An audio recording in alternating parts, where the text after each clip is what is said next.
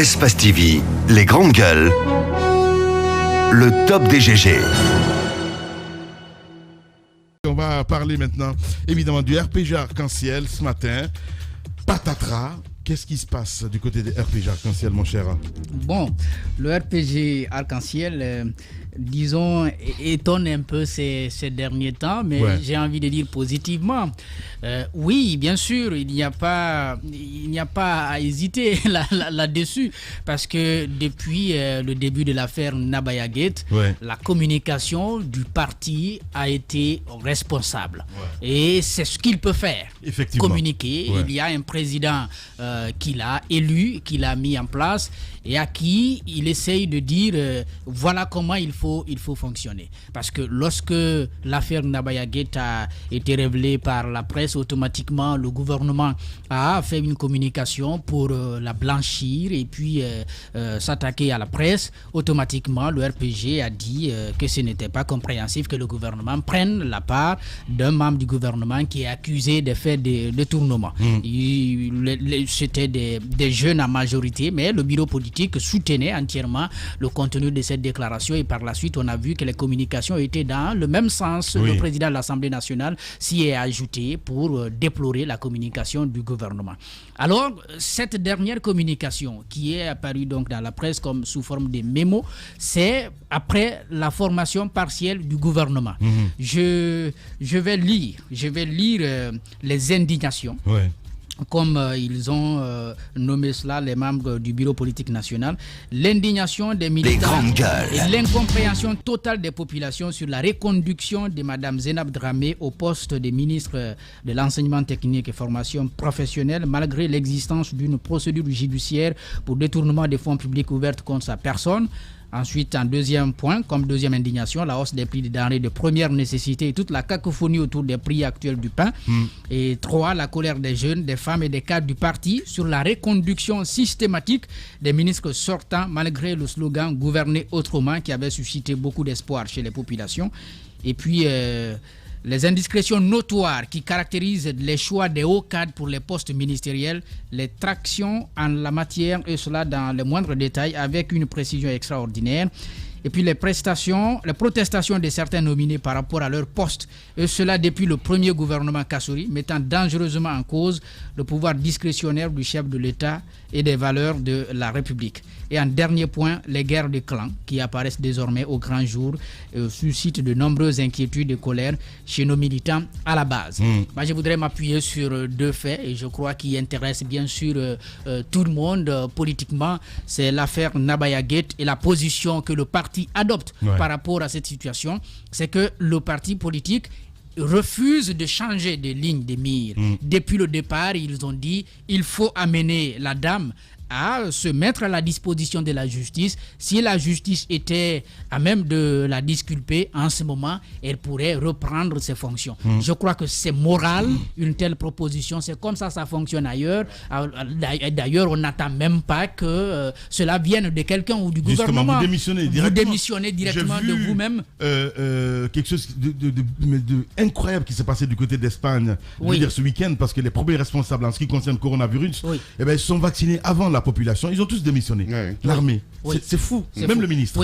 Et ça se passe comme ça. Certains, dès qu'il y a un soupçon de corruption, ils vont eux-mêmes, ils déposent la lettre de démission et ils se mettent en retrait en attendant que la justice aille jusqu'au bout. Mais ici, on se cramponne, on dit nous ne sommes pas coupables, on va continuer à gérer. Et tant que vous êtes aux affaires, ce n'est pas crédible la procédure judiciaire qui pourrait être, disons l'enquête qui pourrait être menée, parce que vous êtes aux affaires, vous êtes capable de piétiner certains dossiers et qui auraient pu donner la clarté sur la conduite des affaires. Nabaya Gate, le RPG va jusqu'à lui proposer dans les termes les plus précis comment démissionner avec un texte qu'on lui propose pour écrire ça dans sa lettre pour justement se retirer. Je pense que ça, c'est moral, madame. Ce n'est pas parce que vous avez mouillé le maillot. On vous a vu, vous étiez directrice adjointe de campagne, c'est très bien. Vous avez sillonné l'ensemble du territoire du pays pour promettre aux citoyens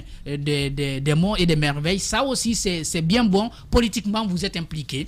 Mais il y a des soupçons derrière vous. Moralement, si vous êtes pour le respect de la société à laquelle nous appartenons tous, vous vous mettez en retrait et vous donnez la chance à la justice de faire la lumière sur cette affaire de détournement. Vous aurez à gagner lorsque la justice vous déclarera indemne ou disons blanche comme neige. Innocente, oui. L'autre chose, c'est sur la sédentarisation.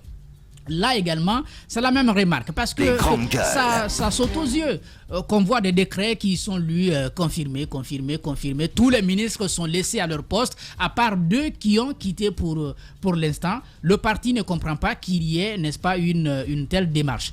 Et je crois derrière, et ça c'est compréhensif, on dit il faut quand même changer des ministres. C'est vrai qu'on peut percevoir derrière l'idée de promouvoir d'autres qui sont à l'intérieur du parti et qui rêvent aussi de devenir un jour ministre, mais qui n'ont pas cette possibilité. Moi, je ne dis pas qu'il faut nommer pour nommer, qu'il faut récompenser et qu'il faut promouvoir pour promouvoir, mais encore une fois, s'il y a des talents qu'on peut rechercher au sein du RPG Arc-en-Ciel, on peut tout naturellement les faire venir pour prendre aussi des postes. Ceux qui ont déjà duré à ces postes de responsabilité, quand même, parce qu'il n'y a pas de logique, on ne va pas vous dire l'équipe qui a gagné. L'équipe a gagné politiquement, mais l'équipe n'a pas gagné dans les faits, en termes de gouvernance, en termes de résultats sur le terrain, sur bien des aspects, il y a des limites pour l'ensemble des départements ministériels. D'ailleurs, le gouvernement que nous avons en place, on n'a même pas besoin de chercher quoi que ce soit. Le Premier ministre, il a été le premier à indiquer ce qu'il était venu faire. Il a dit qu'il était venu partager la prospérité, et cela suppose que la prospérité avait été créée avant lui. Donc, par Saïd Fofana et Yula. Donc, le gouvernement qui est en place, ce n'est pas un gouvernement qui produit, c'est un gouvernement qui partage une prospérité. Sauf que on tend encore à obtenir, n'est-ce pas, ces éléments de prospérité. Ouais, c'est assez bizarre parce que quand on parle un petit peu aussi, je veux dire, en ce qui concerne évidemment ce mémorandum au numéro 4, où ils disent les indiscrétions notoires qui caractérisent donc le choix des hauts cadres pour leur poste ministériel, des tractations. Donc ça veut dire le lobbying en fait au niveau. Il n'a pas la main surtout. D'ailleurs, ce n'est pas caché. Souvent, des rumeurs, comme on le dit, des rumeurs en Guinée. Les grandes pas. Mais si c'est le parti qui le dit en plus. C'est le parti qui le dit. Et moi, je pense. À la fuite autour du chef de l'État, le fait qu'il n'y ait aucune discrétion autour de lui et que dans les moindres détails, c'est su dehors. Donc, exactement. Donc, tout ce qu'il mijote, tout ce qui se dit au palais de secrétariat est su déjà du grand public. Mais le parti interpelle là-dessus. Au chapitre 6, il y a la guerre des clans, effectivement, qui dénote aussi de tout cela. En fait, moi, je suis très content, Jacques, que tu aies parlé de ça ce matin pour plusieurs raisons. La première des raisons, c'est qu'il faut rendre hommage à la jeunesse du parti. Ils sont en train de s'émanciper.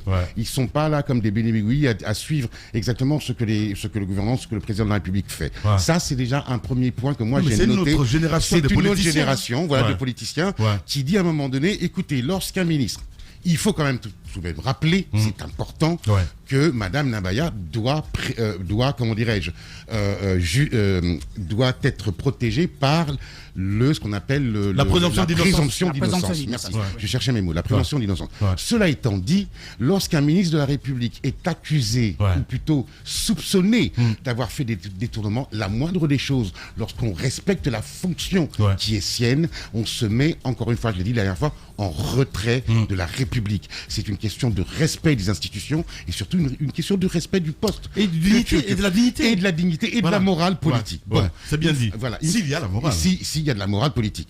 Une fois qu'on s'est dit ça, on va chercher souvent des exemples à droite et à gauche. Moi, je dis une chose. Je dis, le RPG est en train de s'émanciper. Il y a effectivement, et on va le constater dans les jours à venir, il va y avoir de plus en plus une guerre des clans. Et sur ce qu'on appelle, ce qu'on ne dit pas encore, c'est la guerre de succession. Et là, je veux dire, ça va être à couteau tiré. Vous allez voir ce qui va se passer. Ça va être, comment dirais-je, bataille à hockey choral. Ça va être énorme. C'est bien ça. Bon, ensuite, quand je dis que le RPG, ou plutôt la jeunesse du RPG, commence à s'émanciper, c'est que moi je suis très fier d'eux lorsque je vois effectivement qu'ils ont tenu tout au long de cette histoire la même ligne, et quand on se met en face de la machine qu'est l'État, qui est quand même l'État RPG, je pense qu'il faut quand même leur rendre cet hommage-là, parce que c'est pas évident pour eux de le faire. Ensuite, pour terminer, je ne comprends pas je ne comprends pas, j'avoue que je ne comprends pas qu'elle ait été reconduite. Ça m'a scié les pattes. J'ai pas compris. Je veux dire, quand on veut envoyer des signaux, comme le président de la République a dit qu'il voulait en envoyer, quand on veut gouverner autrement, on prend ses précautions. On peut laisser le poste vacant pendant quelques temps, faire monter le secrétaire général, attendre que cette dame soit blanchie, innocentée par la justice, avant de la reconduire. Mais vous ne pouvez pas d'un côté venir nous dire je veux gouverner autrement, je veux faire de la lutte contre la corruption, l'un de mes chevals de bataille sur mon 4e mandat, et reconduire un ministre ou une ministre qui a de tels soupçons qui pèsent sur elle. Il y a quelque chose pour moi là qui ne va pas. Il y a quelque chose qui cloche. J'étais scié. J'ai bien compris, Ahmed. Mon cher Antoine Kourma, si on se referme un peu, parce que quand Ahmed dit la jeunesse du parti est en train de s'émanciper, je tombe de nu, parce que moi je vois un petit peu cette jeunesse sur les réseaux sociaux, parce que quand on parle politique, évidemment c'est la guerre des idées, ce n'est pas allez, on va essayer de sortir, essayer de passer à l'acte pour se battre. Ce n'est pas dans ce sens-là. Je citais beaucoup de jeunes la dernière fois ici, et quand moi je vois l'acte qui est en train de se passer, je me dis oui, l'avenir promet, parce que tout simplement, il y a certains qui ont compris comment ça se passe. C'est quoi la politique? Parce que, comme je le disais à Ahmed tout à l'heure hors antenne, je dis, grandir dans un milieu politique, évidemment, c'est comme grandir dans un nid de vipères, mon cher Antoine. C'est des loups. Oui, c'est des loups. La jeunesse du RPG sur Internet, il faut dire clairement qu'elle n'est pas un exemple. Cette jeunesse... Mais si, c'est pas un exemple. Regardez à l'heure actuelle ces guerres entre membres de ces sections-là, parce qu'il y a des frustrations de part et d'autre. On a un corbouillage, je le cite, parce qu'il y a une certaine guerre qui a lieu à l'heure actuelle. Mais si, ils font partie de cette jeunesse du RPG sur les réseaux sociaux. Je vais le dire clairement. Il y a un certain Nieloi qui fait partie de la jeunesse du RPG qui communique sur la toile. Vous suivez ces guerres de clans sur la toile. Il y a une certaine frustration enregistrée par certains qui pensent qu'ils ont été ségrégés lorsqu'il y a eu l'investiture du président, qui ont été mis de côté, qui aujourd'hui ont tendance à se retourner contre le parti par rapport à des situations données. On l'a suivi sur la toile. De l'autre côté, il y a eu 2 formes de communiqué. Celle du BPN et l'autre de la jeunesse du parti. Mais ce qu'on ne dit pas, c'est que la jeunesse s'est retournée contre le plus vieux secrétaire général de la jeunesse d'un parti politique en Guinée. On ne le dit pas assez, mais c'est Bani Sangaré. L'actuel, je sais pas, il est directeur du conseil... L'office, non, c'est devenu conseil. Conseil guinéen des charges. Le CG, le CGC, je sais pas. C'est le plus vieux secrétaire général de la jeunesse d'un parti politique en Guinée. Les jeunes du parti demandent à ce qu'il s'en aille. Il a plus de 100 ans aujourd'hui, qu'il est toujours secrétaire général du RPG. On demande à ce qu'il cède le poste à un plus jeune qui peut prôner des idées plus neuves, des idées qui sont d'actualité, qui ne sont pas rétrogrades. Et donc, ceci a été dit dans le communiqué des jeunes du parti qui demandent à ce que Bani Sangaré essaie d'aller planter ses choux ailleurs, parce que son âge va au-delà d'un âge assez jeune. Donc, au-delà de ça, il y a toujours dans le communiqué des jeunes du parti, on constate un renforcement de la sécurité au siège du parti, parce qu'on doutait qu'il y ait une action des jeunes pour la fermeture de ce siège. On a renforcé la sécurité de ce côté, et je me dis que si les jeunes ont le courage de s'exprimer, c'est qu'il y a un malaise profond qui ne dit pas son nom. Je ne sais pas ce qui va se passer dans les jours à venir, mais j'ai l'impression, c'est l'information qu'on me donne, que le président envoie des émissaires. Les grandes gueules. Que le président envoie des émissaires au siège du parti pour sensibiliser. Raison pour laquelle les nominations se font au compte-gouttes, parce que quand il fait un premier jet, il doit les y sensibiliser. Dites-leur que je le fais pas au hasard. C'est chaud. Je le fais parce que je dois récompenser ceux-là qui m'ont aidé à être réélus. Je les récompense pour cet instant-là. Ne soyez pas découragés. Ils vont être remplacés par après. Donc l'impression qu'on a, c'est qu'Assouri a 2 années de deal avec Alpha Condé, il n'est pas exclu que beaucoup de ministres aient seulement 1 année de deal avec lui. Beaucoup de ministres, au regard de ce que nous voyons, ont des deals qui ne sont pas pour la durée. Ahmed a dit quelque chose et je pense que c'est important parce que ce qui va commencer, il l'a dit, c'est cette guerre de succession. Qui pour remplacer Alpha Condé? Gros point d'interrogation. Quand il y a des barons dans ce parti aujourd'hui qui ne sont pas du tout aimés par la jeunesse parce que personne n'ose lever le petit doigt pour dire oui, mais on conteste entre autres, hein, je parle de Diané, voilà, je parle d'autres barons évidemment au sein de ce parti politique, mais c'est juste extraordinaire quand je vois que cette jeunesse prend son courage à deux mains à dire on va dénoncer, espérant que le président va les écouter, surtout parce que c'est ça aussi. Moi quand je vois ce jeune qui intervenait souvent sur notre antenne, j'oublie son nom, qui est député en même temps, comment Souleymane, voilà. Souleymane Keïta. Voilà, vous vous dites quelque part que peut-être que le message il l'a compris, mais sauf que il n'est pas en fait maître de tout ce qui est en train de se passer en ce moment-là. Allez-y, Moussa. Qui pour remplacer Alpha Condé? Le peuple de Guinée. Oui. Qui va à l'issue donc d'élections crédibles et autres, qui va porter son choix. Au sein du parti. Je parle du parti. Là, vous n'avez pas précisé. Si. Alors, non, vous n'avez pas précisé. Au sein du parti, ne même pas dire au sein du parti, oui, au sein du parti, voilà. Je pense qu'il y a un communiqué qui a circulé, et d'ailleurs un communiqué très puissant pour lequel il a d'ailleurs fallu interrompre un tout petit peu, je pense, le JT pour le lire, le communiqué pour appeler les militants, les sympathisants du parti à acheter les cartes de membres. Oui. Ça veut dire que on prépare quelque chose au niveau du parti. Je sais qu'il y aura des élections, des congrès et autres pour amener le parti peut-être à choisir celui qui va tenir donc le gouvernail dans les années à venir. Mais qu'à cela ne tienne, moi je trouve que la jeunesse du RPG joue son avenir, sa survie après le professeur Alpha Condé. Effectivement. Ils savent ce qui est arrivé aux autres partis politiques. Ils ont en face d'eux le PDG RDA. Ils ont en face d'eux le PIP. Ils savent ce qui bien de le dire, hein, parce qu'on a écouté Diané du côté de Cancan, il est revenu sur ça. Exactement. Ne faisons pas comme ce qui est arrivé au PIP. Mais voilà, donc, mais en même temps, lorsque vous menez un tel combat, vous devez le mener de façon assez profonde, pas de façon superficielle. Malheureusement, c'est vrai que certains d'entre eux se sont émancipés, ils ont pris de la hauteur, je parle des jeunes du RPG, mais d'autres sont encore tenus par des ficelles qui sont manipulés par des cadres du parti. Mais qui ça cherchent, c'est voulu aussi. voilà, il y a certains jeunes qui ne se laissent pas manipuler. Voilà, qui les prennent pour des strapontins pour accéder à des postes ou bien pour faire la guerre à d'autres personnes qui représenteraient une sorte d'obstacle pour eux. Parce que ces guerres-là, c'est à l'intérieur du parti, c'est plus farouche que l'adversité qu'il y a entre le RPG et l'UFDG. À l'intérieur du RPG, l'adversité qu'il y a est beaucoup plus, je dirais, beaucoup plus intense que ce qui peut exister comme adversité entre le RPG et les autres partis d'opposition. Donc je trouve que ce qui a été dit dans le mémorandum, c'est du bon sens. On l'a dit à plusieurs reprises. C'est-à-dire que démissionner pour préserver votre honneur, pour être en conformité avec ce que vous-même vous auriez dit, parce que nous avons des doutes encore sur le propriétaire, celui qui a l'auteur de l'écrit. Donc pour être en conformité, en harmonie avec ce qui a été écrit sur votre page Facebook, on vous a demandé de démissionner, de donner de la chance à la justice de faire son travail. Espace TV, les grandes gueules, le top des GG. Allez, merci de nous rejoindre évidemment. On parle du RPG Arc-en-Ciel ce matin, mon cher ami Antoine Kourouma, RPG. Et si les représailles avaient déjà commencé?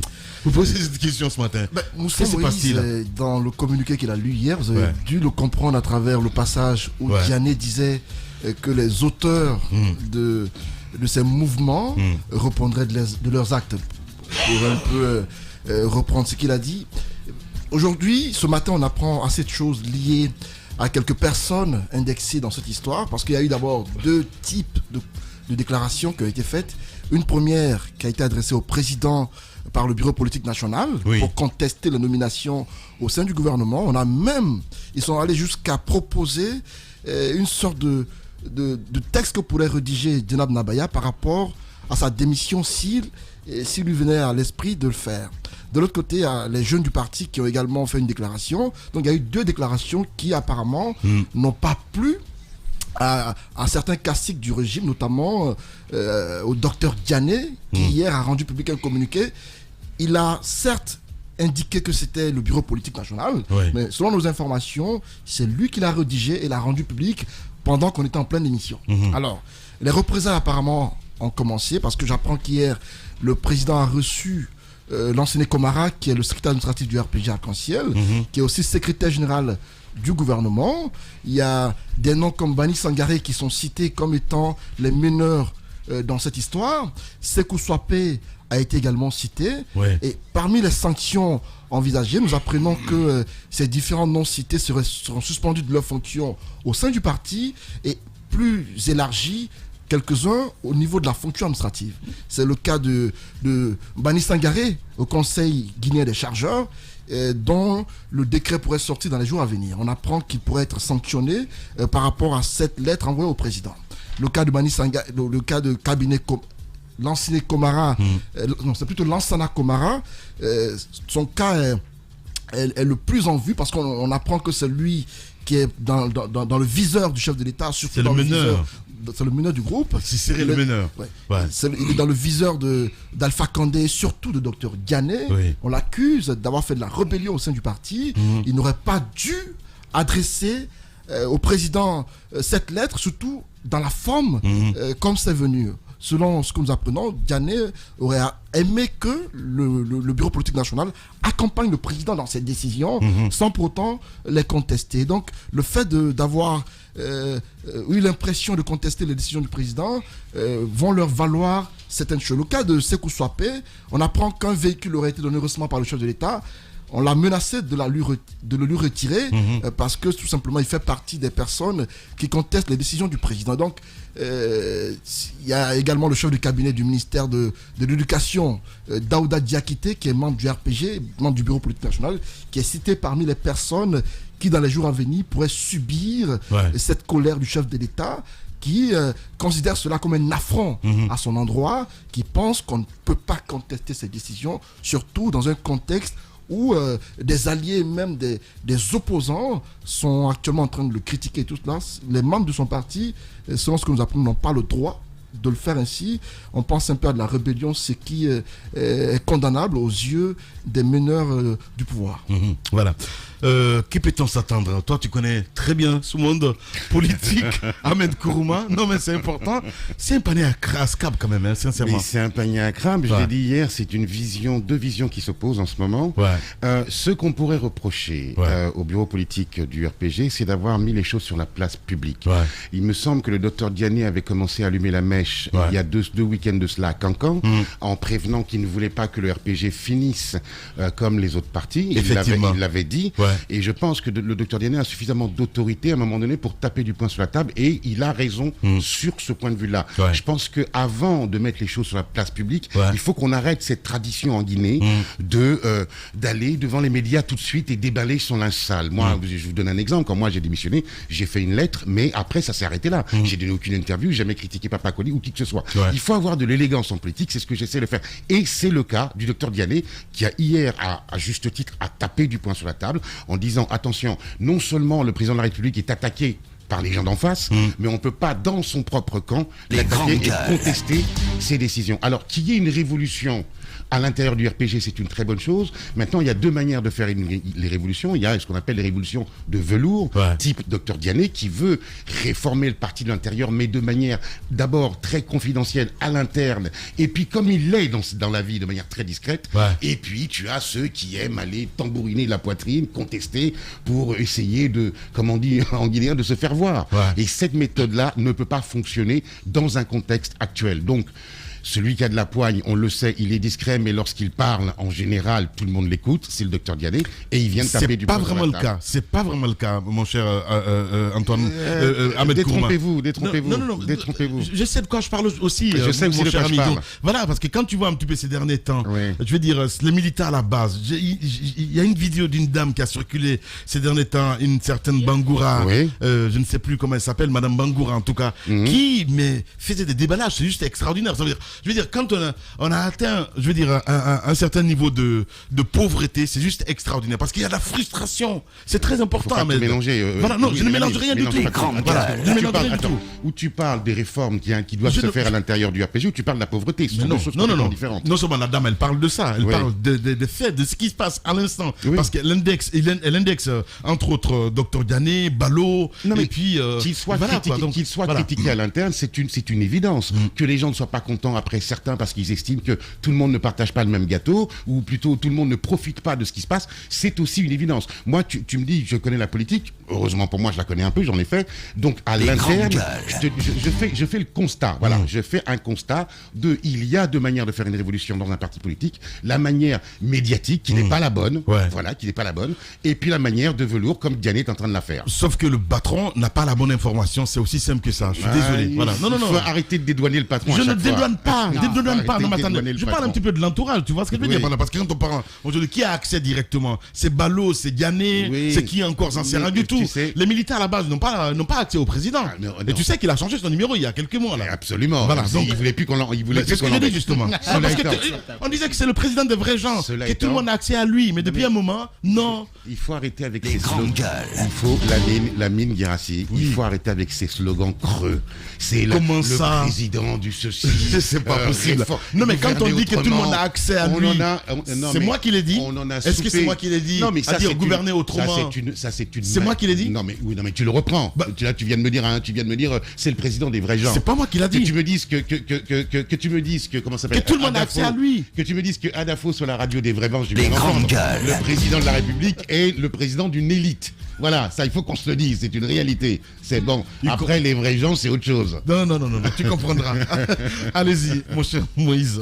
J'aimerais faire remarquer à mes chakras préférés que, tout de même, il a vécu dans des pays qui ont une culture démocratique, qui devrait, ce matin, ouvrir un tout petit peu ses chakras sur une analyse allant dans le sens à comprendre que les partis politiques ne sont pas des sectes. Voilà. Les partis politiques ne sont pas des sectes. Mais ça a des règles. Alors, les partis... En France, je fais rappeler que la droite, lorsqu'elle a vacillé, il y a eu un bras de fer médiatico-judiciaire là-dessus, et que ça a donné lieu à une implosion. Aujourd'hui, le parti est en train de se reconstruire peu à peu. Le parti n'a même pas fini de se cendre. Alors moi, qu'est-ce que tu racontes? Ça veut dire quoi? Quand on veut grandir, on n'a pas d'exemple, on n'a pas de modèle. Quand on veut grandir, on impose ses propres lois. Mais moi, ce que je veux dire, mais au sein du RPG, beaucoup de militants, de vrais militants, savent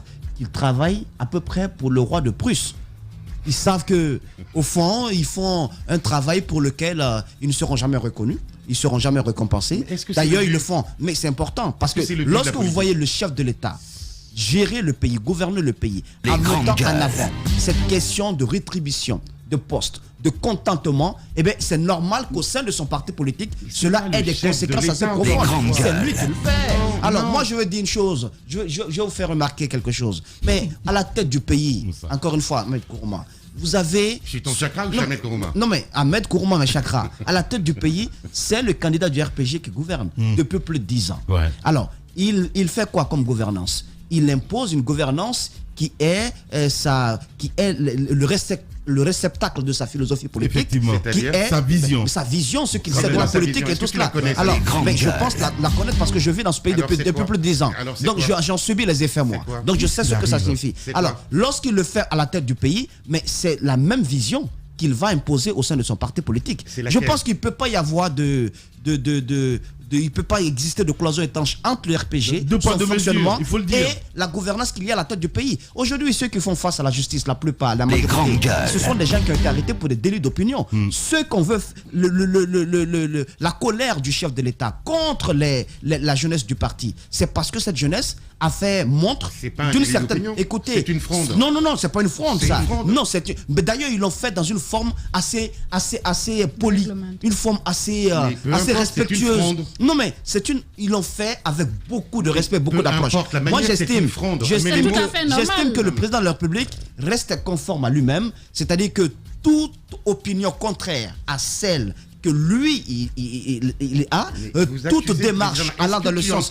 Mais écoutez, hier, je vais te faire de confidence parce que tu fais semblant de ne pas être au courant des bruits de couloir du palais sécrétariat, alors que tu les entends. Tu as tes entrées et autres, les petits cafés par-ci par-là le démontrent aisément. Alors, hier, au moment, non pas du tout, tu le sais. Hier, au moment où nous lisions ce communiqué ou ce post de Dr Diané, parce que ce post est en réaction un peu aux commentaires qui ont eu lieu dans ce studio hier. Eh bien, lorsque ça a été fait, mais ce communiqué est venu un peu soulager le chef de l'État qui se serait mis dans une position de colère noire hier. Ouais. C'était le but du jeu. Hein. Voilà, donc Dr Diané prend un tout petit peu la relève. Il écrit au nom du bureau politique qui n'aurait pas été du tout consulté parce que nous avons quand même échangé avec quelques membres de ce bureau politique. Ils disent c'est vrai, ils ne vont pas l'admettre sur la place publique parce qu'encore une fois, si vous le faites, étant donné qu'on fonctionne comme un parti communiste, on va vous taper sur le doigt. Donc ils ne peuvent pas le faire, mais ils n'ont pas été consultés, on en parle à leur nom. Et au lendemain de ce poste, qu'est-ce qui se passe? Ce sont des sanctions ciblées qui sont données parce qu'on a déjà dégoté ceux qui seraient les frondeurs, en tout cas ceux qui seraient là en train de manipuler les jeunes, ceux qui Soipé, son nom a été cité. Vous avez celui dont Antoine Kourma parlait, qu'il est trop vieux pour parler le nom des jeunes du parti. Voilà, qu'il est trop vieux pour parler le nom des jeunes du parti. Voilà, qui lui crée des misères sans s'en rendre compte. Mais cette personne, et puis même lorsqu'elles occupent des postes administratifs, elles se verront sanctionnées d'une manière ou d'une autre. Moi, je dis, Ahmed Kourma, on ne gère pas un parti politique de cette façon. Le parti politique est une pépinière démocratique. On l'apprend à la base, on apprend les règles démocratiques à la base, et comme ça, une fois au sommet, on peut admettre qu'il y ait des opinions pluralistes dans un pays. Mais lorsqu'au sein de son parti politique, on n'admet pas les opinions pluralistes, mais c'est pas à la tête du pays qu'on va le faire. Vous le faites, on vous chope, on vous transforme en Fonike Mengue, on vous transforme en Madix, comment il s'appelle, en Ousmane Gawal et en Chérif Ba. Moi, je trouve que la jeunesse du parti ne doit pas se laisser faire. Ce parti politique, puisqu'il va survivre au président Alpha Condé, puisqu'il va survivre au président Alpha Condé, ils doivent prendre leur destin en main.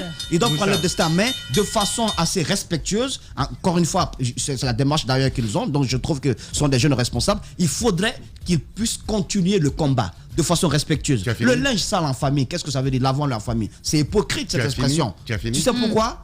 C'est parce que le linge sale, l'eau, on déverse l'eau du linge sale sur le trottoir.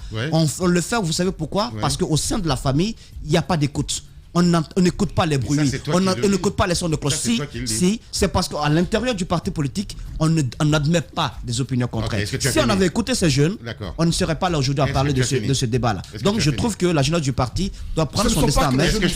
C'est aussi le premier communiqué. Oui, mais en même temps, ce qui importe, mais ça sert à quoi?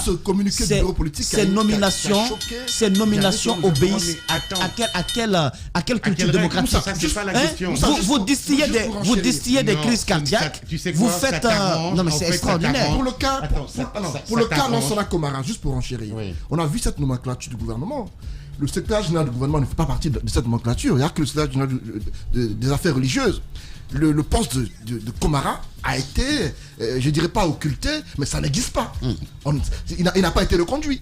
On estime que c'est cette frustration qui l'anime, le fait qu'il ne figure pas dans cette nomenclature, qui n'est pas été reconduit. Rien ne démontre que ces cadres-là ont joué un quelconque rôle dans la rédaction du mémorandum de la jeunesse du RPG. Rien ne le démontre. Au sein de ce parti, il y a ce communiqué. Le bureau politique a fait ce qu'il avait à faire. En 4 points. Voilà, c'est ce communiqué surtout qui choque les cadres du parti. Tu comprends pas que ça l'arrange? Dans cette nomenclature, pour le cas Komara surtout, on pense que Komara était frustré, qui ne se voyant pas reconduit dans ses fonctions de secrétaire administratif, secrétaire général du gouvernement, se permet. Il n'a pas non plus été limogé, donc. Non, mais attendez, si vous n'avez pas compris, allez-y, vous êtes d'une naïveté. En plus, allez-y.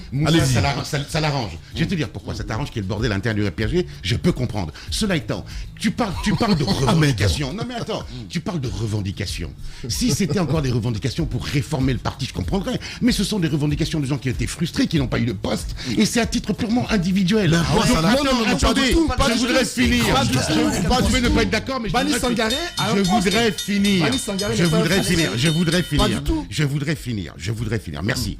Moi, tu me donnes l'exemple du RPR, dans les années Oura. Mais lorsque Balladur et Chirac se sont tapés dessus, il y a un moment donné où celui qui a remporté l'élection a banni ceux qui l'ont combattu à l'intérieur. En l'occurrence, Chirac. Donc la politique, c'est ça. C'est pas fait avec des enfants de cœur. Diané, hier, a tapé du poing sur la table. Oui. Il a dit la récré est terminée, stop. Et tu vas voir que tout le monde va rentrer la queue dans le rang. Non, point ça ne m'étonnerait pas. C'est pas possible. Je pense que... Ahmed a raison. Encore une fois, Diadia, merci. Voilà, ils vont tous rentrer dans le rang. Merci. C'est qu'hier, après cette sortie, nous avons essayé d'avoir des répondants. Voilà. Au sein de cette jeunesse, on m'a envoyé des numéros. Le monsieur m'a dit, madame, s'il vous plaît, je vous rappelle dans quelques instants. Il ne m'a jamais rappelé. Et ce n'est pas normal. Pour une fois que Diadia est d'accord avec moi, merci. Allez-y, madame. C'est pas normal. Je le dis, Ahmed a raison, mais ce n'est pas normal. Il faudrait...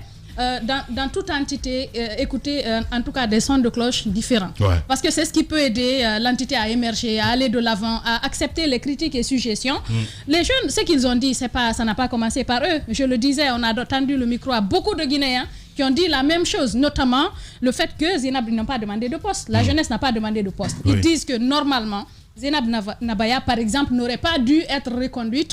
On aurait pu, faire en sorte qu'elle soit out, c'est-à-dire en dehors du gouvernement, le temps que la procédure judiciaire se termine. C'est ce que la jeunesse a demandé. Mais si le fait de dire ça, comme ça, publiquement, frustre déjà les gens au sein du parti, parce que je ne comprends pas quand on parle d'une déclaration premièrement du bureau politique et qu'on dise que cela frustre les cadres.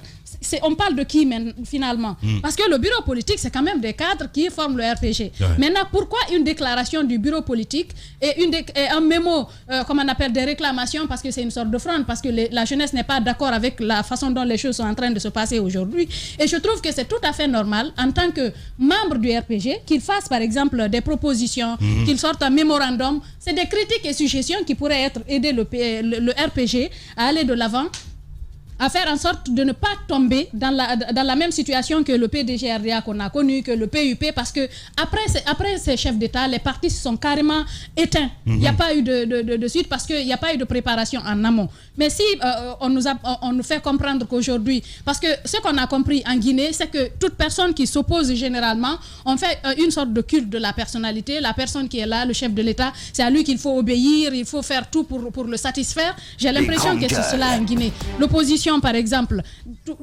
on utilise l'armée pour les mettre hors d'état de nuire, mais si au sein de la formation politique aussi, les gens qui osent dire quelque chose qui s'oppose à la voix du chef ou aux différentes voix des personnes qui sont plus proches du chef sont muselées, là, c'est pas un bon exemple comme on appelle que le RPG donne aujourd'hui. Il faudrait normalement écouter les jeunes, les approcher, parce qu'ils ne sont pas sortis de nulle part pour sortir ce mémo. C'est comme ça qu'on fabrique des rois clairs. Justement, ils n'ont pas quitté ailleurs, ils n'ont pas quitté l'UFR, le PDN pour sortir ce mémo. Ils sont au sein du RPG et ils l'ont dit à travers le mémo, ils font des propositions. Mais si à cause de cela, on essaie de couper la tête à toute personne qui ose dire le contraire des chefs, c'est compliqué là. Ouais, très compliqué. Allez-y, Jacques Levalino. Moi, je pense que ce conflit, c'est plutôt entre ceux qui pensent encore RPG, donc que le président appelle RPC, et ceux qui se voient dans le RPG Arc-en-Ciel. RPG Arc-en-Ciel, c'est mélange qu'on a pu voir au lendemain de la présidentielle de 2010, qui a vu venir les comtéistes en grand nombre sont des personnes en réalité qui n'ont pas de formation politique. C'est des gens qui s'accommodent vite, même si Alpha a quitté aujourd'hui, on a Cellou Dalein Diallo ou Sidia Touré qui arrivent au pouvoir. Vous allez les voir là parce que eux, ils s'accommodent, ils s'adaptent à toutes les situations. Ce sont ces personnes en réalité qui posent aujourd'hui problème à ceux qui ont toujours pensé RPG.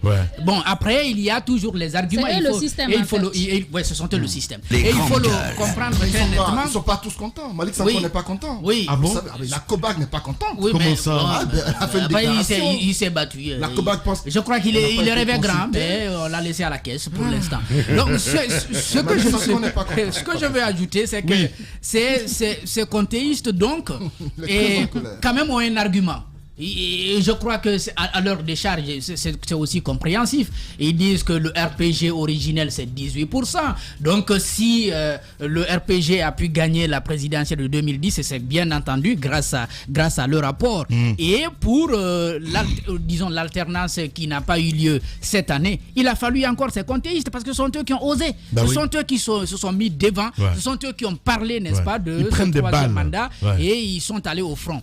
Aujourd'hui, les jeunes du RPG s'asseyent, ils sont dans leur coin, ils voient que ce sont ces personnes que le président a félicitées parce qu'ils ont mouillé le maillot. Ce sont eux qui sont récompensés et eux qui avaient peut-être hésité. Ou peut-être même s'ils n'ont pas hésité, mais puisqu'ils n'ont pas été vus au devant de la scène, ne sont pas récompensés, ils sont un peu frustrés. Bon, après, il y avait une répartition bien totale. Kassouri, directeur de campagne, avec Zénab Nabaya, directrice adjointe de campagne, récompense normale. Ils ne sont pas, si vous voulez, ils sont pas perdants comme Makale Traoré l'a été en 2010. Donc, il faut les récompenser tout de suite. Dans chacune des régions, il y avait quand même des barons.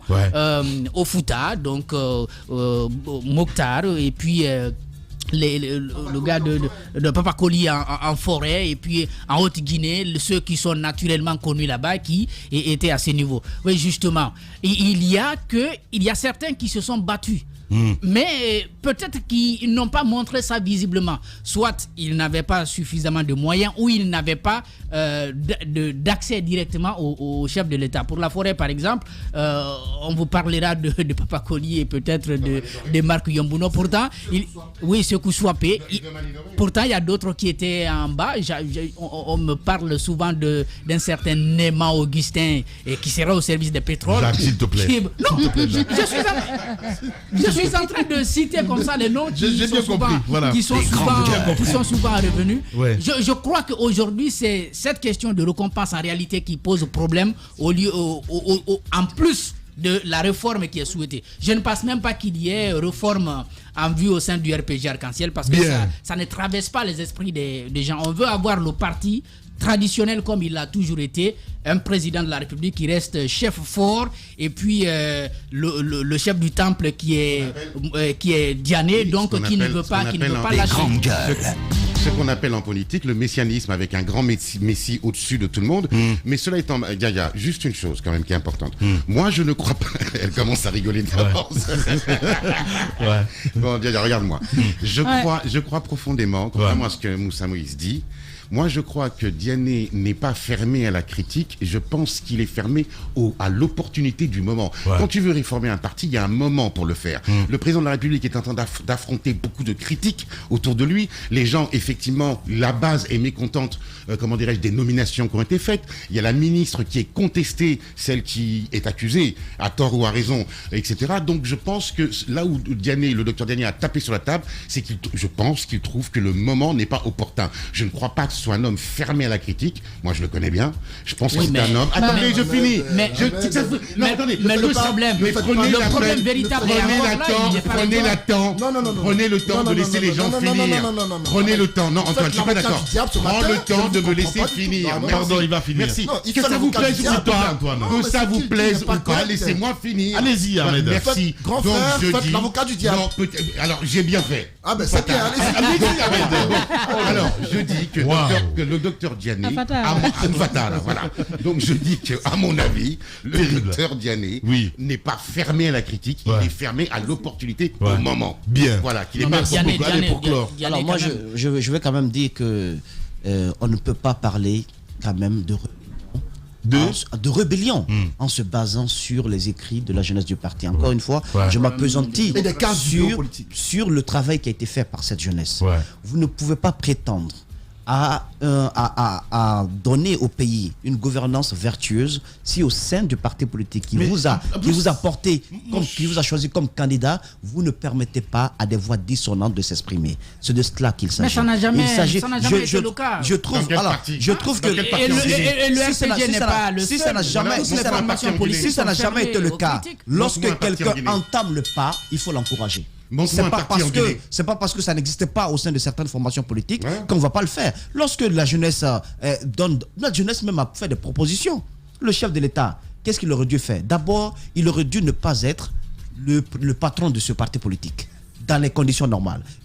Ce parti politique aurait dû avoir un autre responsable. Mais il continue toujours d'occuper cette fonction en dépit de tout ce que cela implique à la tête du pays. Vous trouvez que c'est un exemple démocratique cela? Alors que la jeunesse du parti dise, Monsieur le Président, de tels actes n'honorent pas le pays. Vous devriez agir ainsi. Ce sont des propositions que nous faisons, qu'on trouve cela comme étant un affront. Non, mais je trouve que c'est désolant. Mais vous allez voir, contrairement à ce que vous dites, allez-y dans le poste de Dr Diané et vous lisez les commentaires. Vous verrez que des jeunes du parti sont prêts à prendre leur destin en main. Parce qu'ils savent que c'est pas un parti politique personifié. Il y a même un truc. Certains vont décider donc de continuer le combat. Attends qu'on commence à leur retirer leur voiture, tu vas voir s'ils sont actuellement, on est en train de parler des cartes de membres. Antoine Soromo, par exemple, c'est un leader du RPG, un leader militant de première heure. On est en train de parler actuellement de cartes de membres. C'est pour régler la situation de ces jeunes, justement. On veut dire, n'importe qui ne peut pas parler au nom des jeunes. Il y en a qui parlent au nom de la jeunesse et qui ne sont pas reconnus comme tels au sein du parti. Il y a aussi ce problème qui se pose. Je crois pour Lansana Komara, pour préciser, il faut quand même dire que Zainab Dabaya dont on parle occupe quelque part son poste. Et puis là il est parti pour aller au secrétariat général du gouvernement. Donc derrière les gens se disent bon, la dame qui l'a remplacé, alors que lui il est toujours présent au sein du RPG. C'est lui qu'on trouvait là quand les autres avaient des postes ministériels. Pour la première fois qu'on le nomme ministre, on le dégomme, on l'envoie au secrétariat général du gouvernement. Et la dame qui vient le remplacer quand même a des soupçons de corruption qui pèsent sur elle, mais elle est quand même reconduite. Je crois que c'est cette frustration dont on parle aujourd'hui. Écoute-moi, moi je dis une chose. Un, le RPG, ils sont pas fermés à la critique. Deux, je vais reprendre une formule célèbre. Tu as quel exemple, toi? Je vais reprendre une formule célèbre. Tu as un exemple? Actuellement, le RPG, ou tu l'aimes ou tu le quittes. C'est simple. Hein? C'est une formule célèbre. Tu connais la formule célèbre en France? Oui, je sais. La France, tu l'aimes ou tu la quittes. Ouais. Voilà, on va la reprendre. On va reprendre la même pour le RPG. Non, Ahmed, tu reviens fou là. Allez, merci de nous suivre à Sékou Touréa. Espace TV, les grandes gueules, le top des GG. Je le disais tantôt, on s'intéresse évidemment au secteur agricole parce qu'on parle cumin en Guinée, mais ce secteur évidemment, je vais dire, il faut toucher un mot, c'est très important. Parce que le président de la République a dit que la Guinée n'était pas qu'un scandale minier, mais c'était aussi un scandale agricole. Il maintient ce discours et quand il est arrivé, il a exprimé quelques volontés dans le discours. Après, il faut bien dire que son tout premier ministre de l'agriculture, c'était Jean-Marc Teliano, avec qui ils ont commencé la campagne agricole avec l'achat des intrants agricoles et on a vu un scandale qui a entouré tout ceci. Finalement, on s'est rendu compte que les affaires importantes de l'agriculture, disons de ces campagnes agricoles qui étaient menées, étaient gérées, n'est-ce pas, du côté de la présidence. On l'a su après quand Jean-Marc Teliano a quitté le gouvernement parce qu'il l'avait dit clairement. Donc en 2013, il y a eu cette rencontre-là aussi du côté de Abu Dhabi.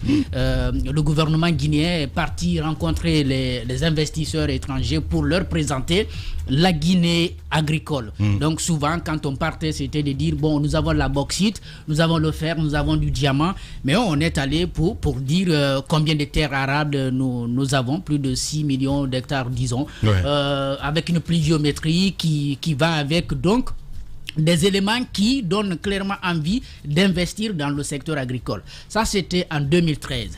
Et de 2013 jusqu'à aujourd'hui, il faut quand même faire un petit bilan. C'est-à-dire qu'il y a eu moins d'investissement dans ce secteur. Effectivement. Il y a qu'à l'intérieur du pays, ici à l'interne, il y a des initiatives, des opérateurs économiques qui essayent d'investir dans l'agriculture, mais avoir une société agricole de dimension internationale, assez structurée, comme on en a dans les mines, on n'a jamais eu de 2013 à maintenant. Après, il y a quand même au niveau de la structure, donc de la politique qui est conduite, on a continué à nommer des ministres de l'agriculture qui étaient vraiment au niveau du gouvernement. Pas des ministres, hein. Bon, parce que c'est la présidence qui gère. C'est la présidence qui a toujours géré en tout cas la campagne agricole. Donc je crois avec le dernier remaniement, il y a quelque chose qui ne doit pas nous échapper. Le ministre qui a été nommé, c'est un ministre délégué rattaché à la présidence de la République. Est-ce que c'est pour dire désormais que c'est une affaire. Ce qu'on a toujours fait semblant, on le fait maintenant véritablement. C'est que le président de la République devient le ministre de l'Agriculture. C'est lui qui va intervenir directement là-dedans. Il y a quand même des questions qui restent posées à ce niveau parce que il y a la volonté de par le discours, mais qu'est-ce qu'il est prêt à faire véritablement sur le terrain pour changer les choses. Nous sommes loin aujourd'hui d'atteindre l'autosuffisance alimentaire, même si les objectifs qu'on s'était fixés à l'époque, c'était de ramener le grenier en Guinée. C'est-à-dire la Guinée, grenier de l'Afrique, c'était au temps colonial ou avec les FAPA, par exemple. Au début de la Première République, il y a eu en tout cas ces prouesses qui ont été réalisées à l'époque. Est-ce qu'aujourd'hui on est en train d'aller vers ça? Est-ce qu'on est en train d'aller vers un État interventionniste aussi qui va être assez présent dans le secteur agricole, au lieu de laisser que ce soit l'agriculture traditionnelle qui continue d'ailleurs, elle ne nourrit pas. L'agriculture traditionnelle qui ne peut pas tenir face à la situation actuelle due à beaucoup d'autres phénomènes comme le changement climatique. On essaye de dire il faut être résilient, mais encore une fois, il y a des difficultés de continuer avec l'agriculture sur brûlis. Et les quelques opérateurs économiques qui investissent, je crois qu'il y a matière à encourager leur initiative, mais comment permettre à ce que ces opérateurs puissent aller à des sociétés agricoles plus structurées, de manière à pouvoir donner à la Guinée son riz, son maïs, et qu'elle soit indépendante, n'est-ce pas, des importations qui continuent de plus belle. Je pense qu'il faut attendre encore, hein, mon cher Jacques Lewalino. Et pourtant, ce secteur, je parle du secteur, le secteur agricole évidemment, offre beaucoup d'opportunités, ma chère Mafoudia Bagoura. Évidemment. Pardon. Ça offre énormément d'activités. C'est pourquoi c'est difficile de comprendre que des dirigeants qui veulent développer leur pays ne puissent pas miser sur l'agriculture. Parce que c'est plusieurs... Ça saute un petit peu aux yeux parce qu'il a bien fait de comparer un petit peu ce secteur au secteur minier dans ce sens que tout simplement, il n'y a pas d'investisseurs. Enfin, je ne vais pas dire il n'y a pas d'investisseurs, même si on investit, mais on ne voit pas à l'œil nu. C'est ce qui est bizarre. Non, mais c'est clair que on ne peut pas comparer l'investissement qu'il y a en Guinée aujourd'hui dans l'agriculture par rapport à l'investissement qu'il y a par exemple dans les mines. Lorsque le président s'intéresse à un sujet, on le sent carrément. Lorsqu'il a voulu à un moment donné qu'il y ait le courant, il y a une manne financière qui a été investie. Maintenant la gestion a été autre. C'est quelque chose qu'on ne constate pas souvent quand on parle de l'agriculture. C'est vrai qu'il y a par moment des solutions comme la distribution des engrais et bien d'autres qu'on fait. Mais en fait, ce qu'on veut, c'est une politique un peu plus globale. Une politique qui puisse nous sortir je sais pas, qui puisse nous offrir une... c'est quoi l'expression? Du tâtonnement, j'ai compris. Du tâtonnement, mais surtout qu'on soit capable de nous nourrir nous-mêmes.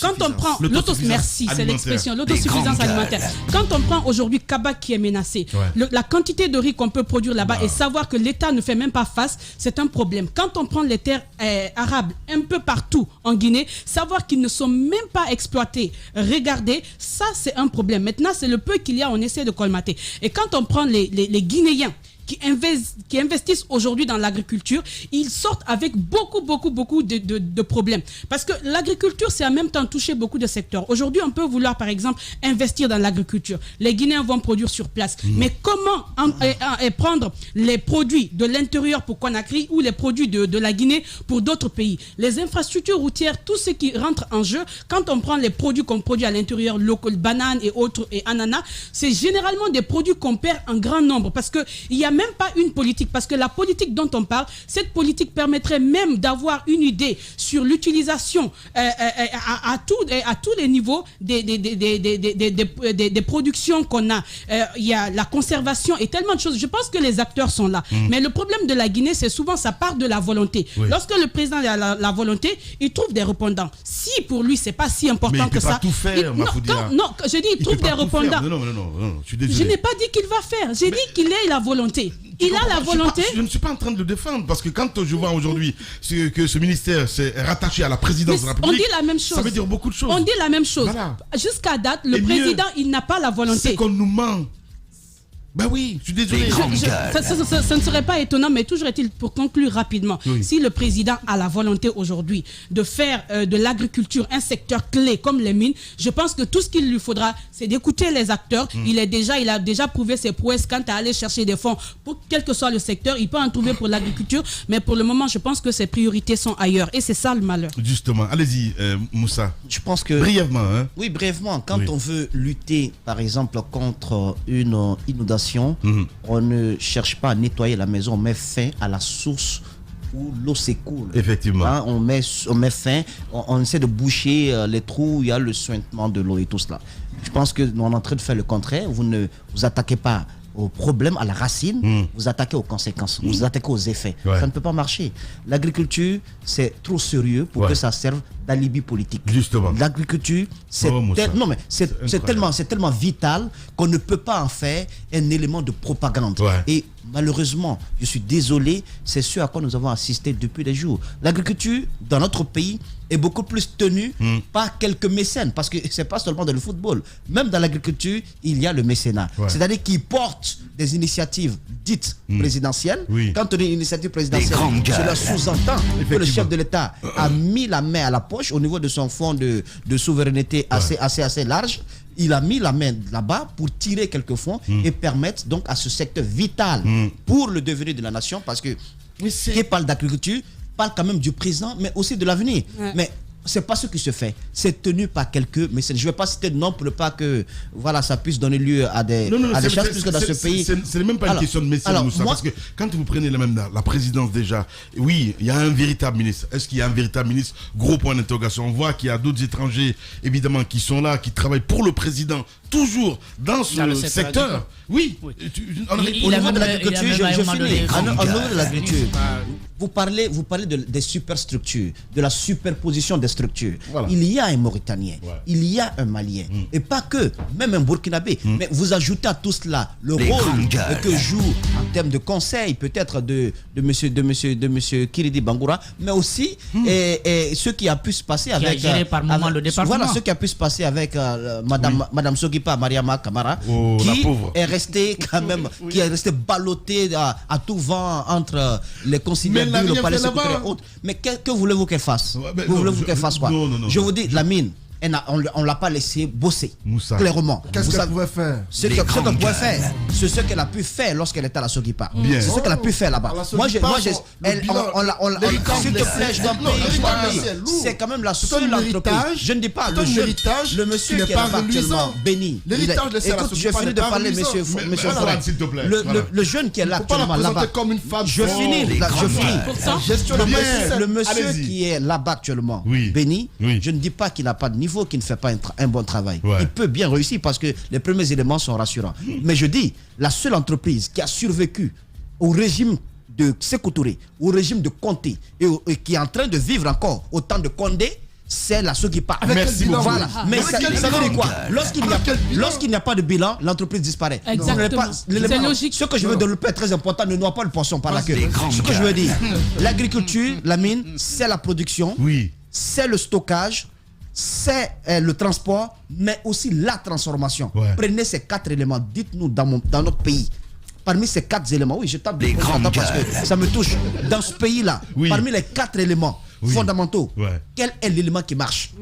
Quel est l'élément qui marche? Je ne connais pas, sincèrement. Le président de la Chambre nationale d'agriculture, à lui seul, les hectares qu'il met en place, avec ses propres moyens, les intrants agricoles qu'il fait venir, la mécanisation en marche au niveau de son secteur, le rendement se passe de commentaires. Ça lui a permis d'ailleurs... Tu parles de M. Denker. Non, j'ai bien compris. Mais moi, je m'intéresse à ces vrais gens. Non, mais je vous parle des vrais... C'est incroyable. Mais je vous parle des vrais... Mais les vrais gens, ça passe par quoi?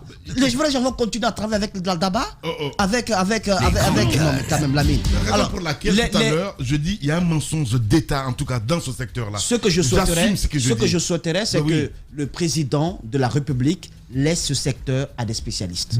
Et qu'il puisse permettre à ceux déjà qui ont les pieds à l'étrier, qui ont déjà fait même quelques périmètres agricoles, qu'ils puissent exprimer sur la question.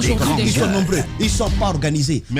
Lorsque les spécialistes veulent le faire, ils ne le font pas. Et la cheville ouvrière de ce secteur névralgique, c'est la Chambre nationale d'agriculture. On laisse les spécialistes s'exprimer au lieu d'en faire des éléments de propagande. Allez-y demander où se trouve le café Mercedes, le cacao qu'on a présenté à Zérékoré. Allez-y demander où se trouvent ces pépinières. Allez-y leur demander les tracteurs qu'on a présentés, qu'on pouvait commander sur téléphone portable. Allez-y à la présidence, demandez-leur de vous commander sur téléphone portable. Ce qui a mis le président dans une couleur noire. Et il dit prenez un portable, vous pouvez commander un tracteur du côté de Mort. Allez-y, quand on vous commande même une pièce d'un tracteur, vous ne pourrez pas. C'est pas organisé. Ce sont des effets d'annonce et les résultats sont là.